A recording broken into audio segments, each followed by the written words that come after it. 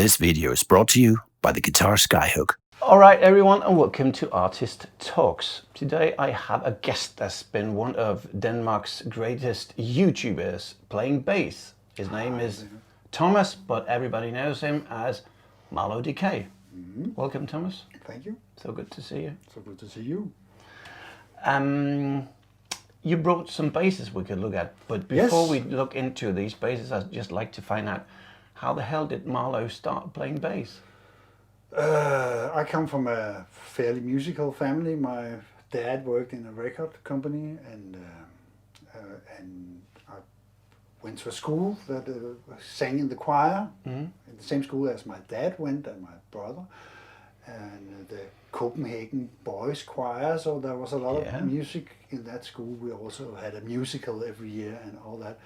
So I got it from my family. Yeah. That's where the interest for music comes from. So your daddy worked for RCA and brought home records with Elvis, I guess, and...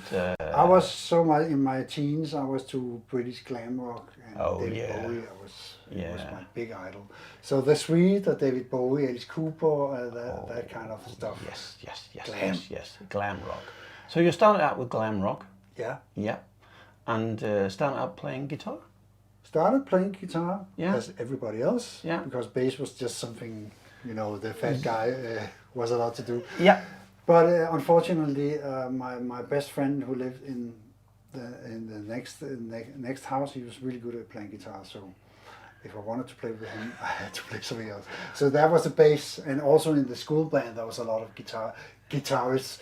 So I picked up the bass. Yeah. And I've been there ever since. Actually, you've been on the bass ever since. I dabble with some guitar and more. I play with a band where I play guitar. You do? But it's like some of my friends. So it's an amateur band, and then I'm the lead guitarist, hanging out with my friends. Yeah. In that sense.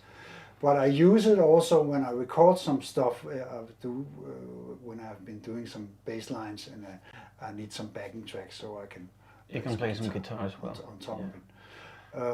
But your friend and you formed a band? Yeah. And we were like 15, 16. Yeah. And played glam rock and Kiss. Yeah. That style. Deep Purple a little bit, I think. But mostly the more outgoing glam. Yeah. And at some point they wanted to play punk. And that was fun in the start, but nothing for me. So they made one of Denmark's most popular, punk bands. Yeah, the two of them, the singer that joined the band and the guitarist formed a band called Sort Sol. Yeah, but you didn't fancy playing that punk rock stuff? No, I was just getting into funk music. I remember my dad brought home Stevie Wonder's Songs in the Key of Life when I was 16. And that's a bit different from punk music. Yeah, but then I play bass and funk and soul, and it's very bass oriented. It's based on bass lines. So that immediately grabbed my attention. So you were one of the first in Denmark to start doing we had some players, Musa Diallo among one of them, but maybe I was one of the first local guys to pick up and slap my bass. Yeah. So I played in a band that was pretty popular in that era. A kind of, not a big band, but a big band with horns. Yeah, with the horn section. Called Bus Stop. Yeah, Bus Stop. And we played like Danish. You can't touch that. Okay. Called Bus Stop, and we played like a local version of Earth, Wind & Fire, with a horn group and 16 lifts, gaff gaff, and then Danish lyrics. Yeah. And we became very popular. Yeah. Was one of the first bands that played that style at that point. That was in 79, 80. Yeah. And you went on and you entered another band and went to the Eurovision Song Contest in Denmark. Yeah, one of my friends who was playing keyboards in one of the bands, he started getting these gigs, and he got to write a tune for the the Danish Song Contest, where you win and then you go to the Eurovision Song Contest. And we played with this 14-year-old girl, and it became a hit. I Yeah, a think huge hit. Came Yeah. number 3 in the contest, but Yeah. the song became very popular. Yeah, so you started touring. Yeah, touring with that kind of music. Yeah. Some places I've never been since. And I saw photos or videos from you from that period. You had hair No, like that's it, yeah, a that's- very long, impressing hair. Yeah, we all Yeah. had in the 80s. Yeah. You had a band called Paris Paris. Paris, Paris, as Yeah. we pronounce it in, Yeah. in Danish. Yeah. Paris, Paris. Yes, it was like a more of a prog rock, mixing rock and funk. Actually. Yeah. And you still played the funk bass. Yeah, I still played some of the best lines I've ever played. Yeah. You can find it on YouTube You if can you're find searching for Paris, a Danish band from the 80s. Yeah. And well, then you worked on computer stuff and so on, and went to study music. Yeah, I went to study music, and then I got a new network. It was the Rhythmic Conservatory in Copenhagen. I met a lot of guys, and I got some new guys to play with, and joined a group called Love Shop, which is like a rock band, Yeah. pop rock band, very posh. No, but it's a certain style when Yeah. you play. You have to have tight black jeans and only play a precision bass or Rickenbacker. Yeah. So it was kind of returning to my old glam rock. Yeah. Yeah. As a Yeah, kind of that's fun extension too. of the glam rock period. Yeah, playing Yeah. with a pick and with some distortion. Pretty popular band in Denmark Yeah, Yeah. it's become. for 15 years. Yeah, I played with them for 15 years. Yeah. yes. And you did some TV shows, and you did, but then you started this YouTube stuff. Yeah, that was You in were one of the 2000. first ones. How did that happen? It was just a bloke of mine came and said, there's something called YouTube. What's that? Yeah, it's people upload videos. And that was in 2005. I think he told me in 2006. And then I just used it for uploading, concert footage and really enjoying that I could see some music shows that had been sent on TV for Yeah. many years, and then I could find them. But then I also saw some people sitting and playing instruments, playing bass on top of records, and I thought, I can do better. I can do that. Yeah. So I started taking, at that point I didn't practice a lot, so I started taking my old favorite funk tunes and sitting and playing on top of that. And apparently, people liked it. And Yeah. I got a fairly huge following. Doing Could you that. play? I mean, you played some Johnson Brothers, didn't you? And what? Yeah, Stump and Larry Graham and. Have you got something you can play for us? Larry Graham, that was.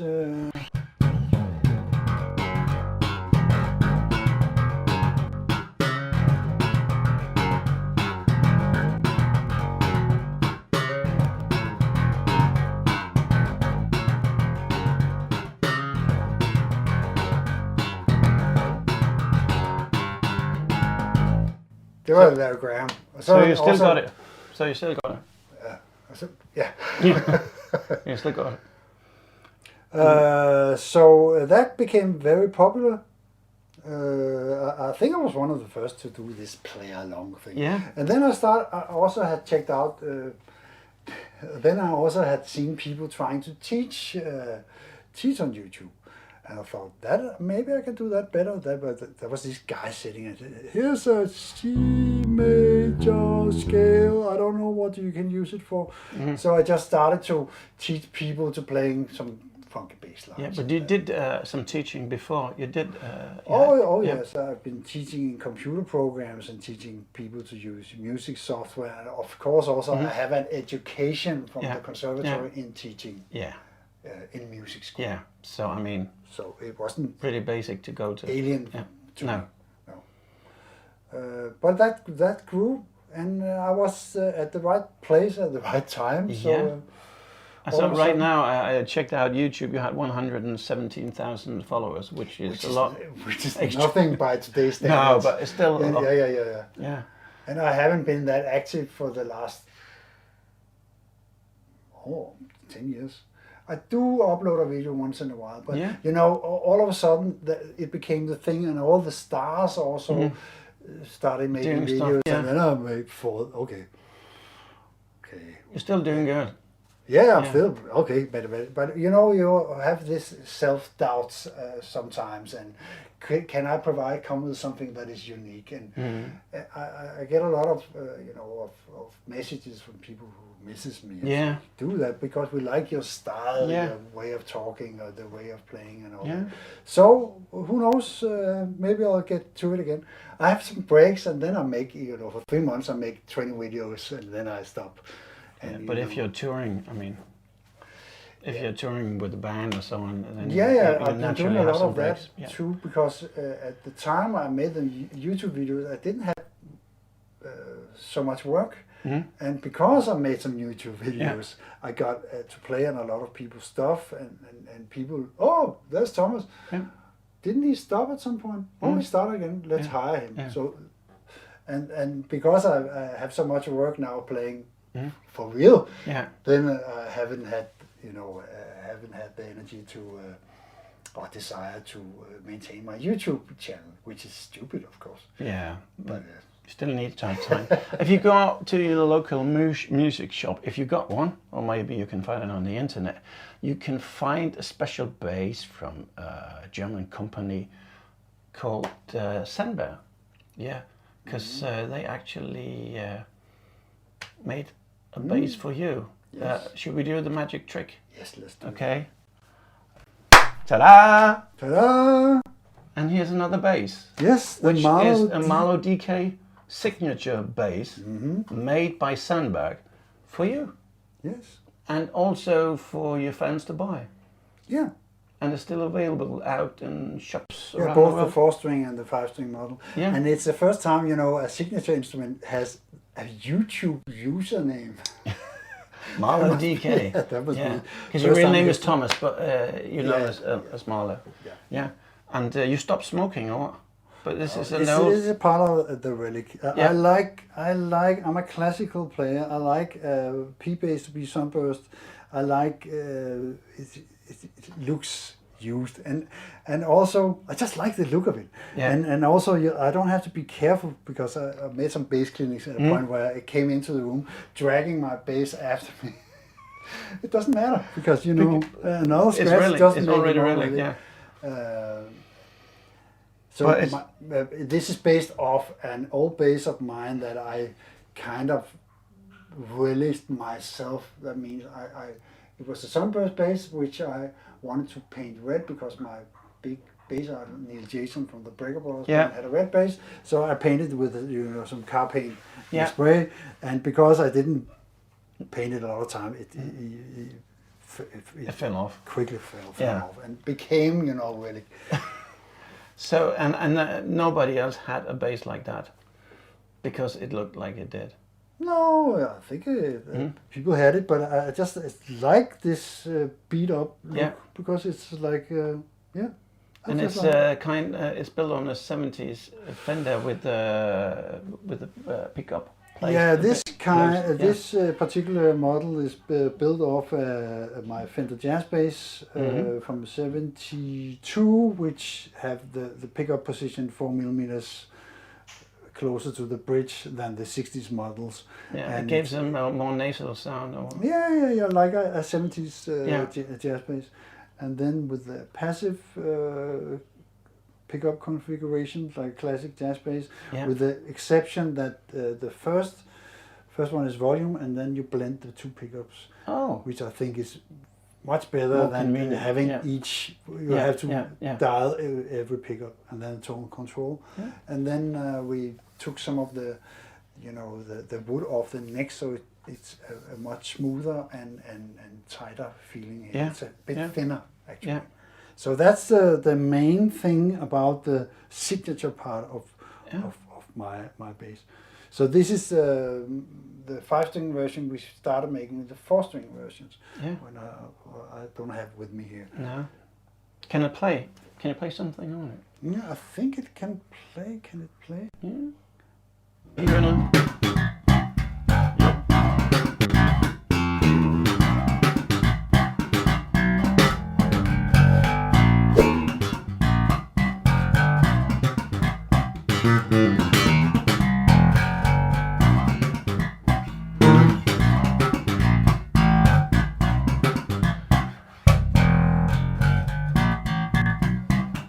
Wonderful. Yes.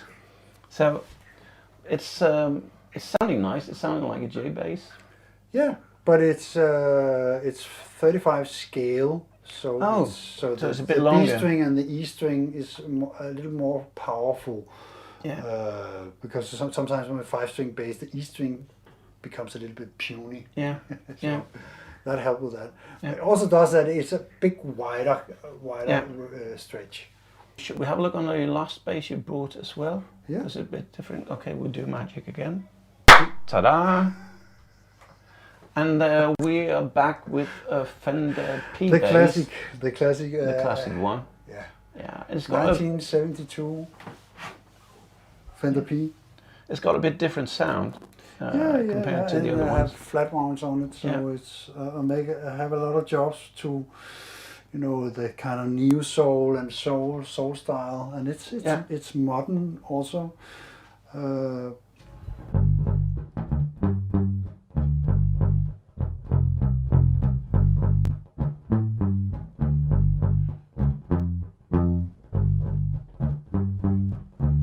Now I'm damping here, but usually I have a piece of foam sitting. Been underneath. But it's old school, but it sounds really good.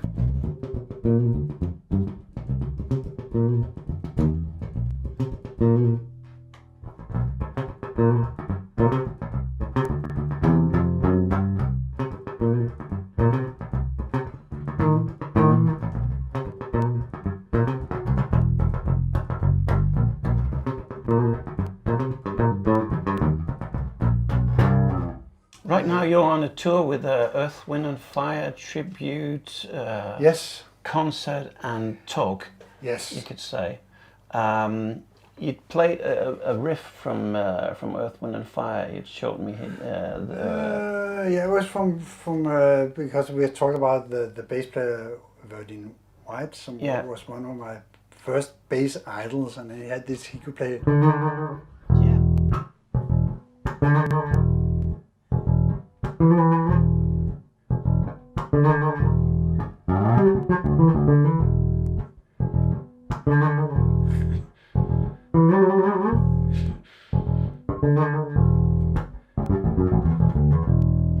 Oh, that's cool, isn't it? Yeah. Yes. But you're off to the concert. Yes. So I'm afraid I have to let you go. But it was so wonderful to have Marlo DK inside the Artist Talks studio just to tell a bit about his career and his basses. I hope you enjoy. Remember to subscribe and click the bell button to get notified when we have new things. Okay, keep an eye on Marlo as well, and see you. Ta-da.